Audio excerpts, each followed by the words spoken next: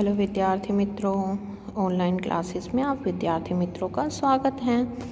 आज हम भाषा सज्जता को अच्छे से देखेंगे, समझेंगे और जो जो हमें लिखना है वो मैं आपको बताती जाऊंगी।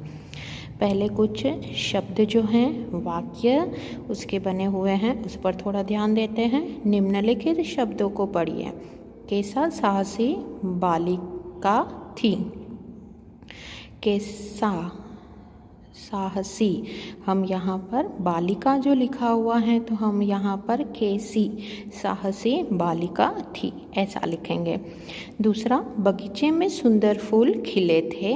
ये जो साहसी सुंदर जो है वो क्या है, आप सोचिए, मैं आपको आगे बताती हूँ कि ये क्या है। तीसरा, भारत ने श्रीलंका को 3 विकेट से हराया। चौथा, बाल्टी में थोड़ा सा पानी है। पांचवा, वह आदमी जा रहा था।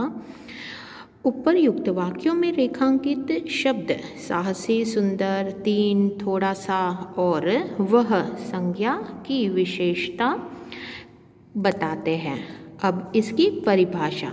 विशेषता आपको समझ में आ गया। विशेष शब्द जो होता है उसे विशेषण कहा जाता है।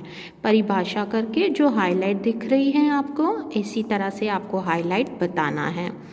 जो शब्द संज्ञा की विशेषता बताता है उसे विशेषण कहते हैं।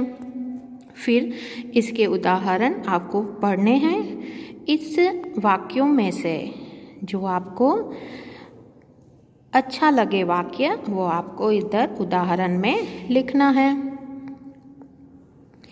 उसके बाद दूसरी डेफिनेशन है परिभाषा।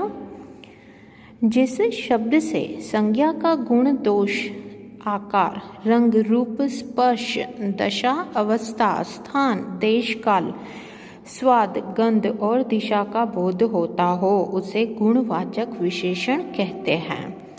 ये सारे जो हैं गुण हैं, आपको इसकी परिभाषा भी ऐसे ही हाईलाइट करके लिखनी है और याद रखना है। उसमें ये प्रश्नवाचक शब्द दिए हुए हैं। प्रश्न 1 करके निम्नलिखित वाक्यों में से गुणवाचक विशेषण छांट कर बॉक्स दिया हुआ है, उसमें मैंने लिख दिया है, आपको में लिखना है। पहला है वरदराज चतुर बालक था, तो चतुर जो है वो गुण है उस पे। दूसरा, फूल बाजार में पीले गुलाब मिलते हैं। पीले। मिर्च का स्वाद तीखा होता है, तीखापन उसकी विशेषता है।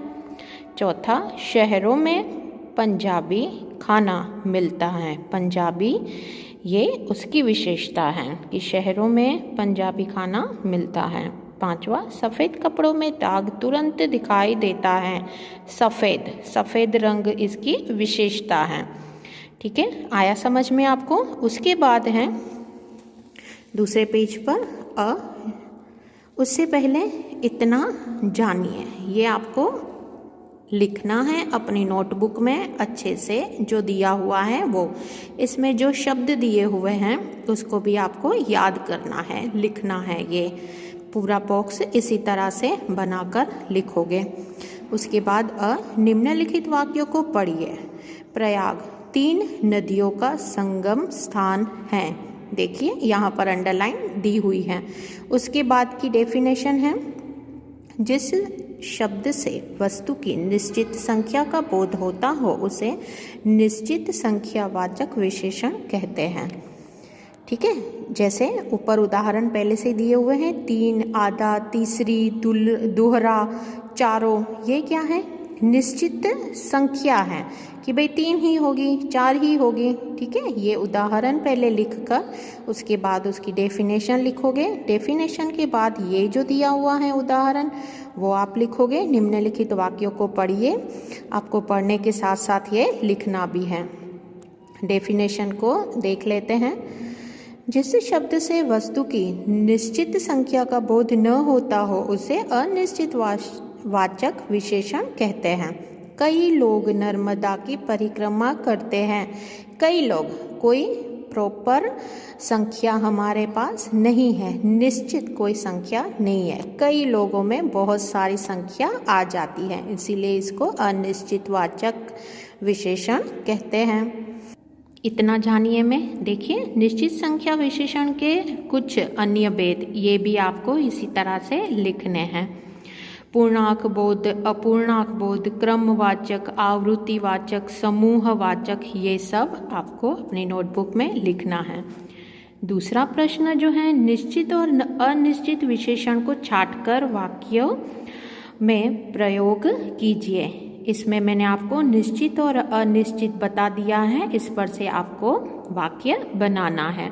ये आपकी भाषा सज्जता में आपका होमवर्क है। मुझे आशा है आपको समझ में आया होगा, क्योंकि मैंने इससे पहले आपको PDF भी भेज दिया था। थैंक यू विद्यार्थी मित्रों।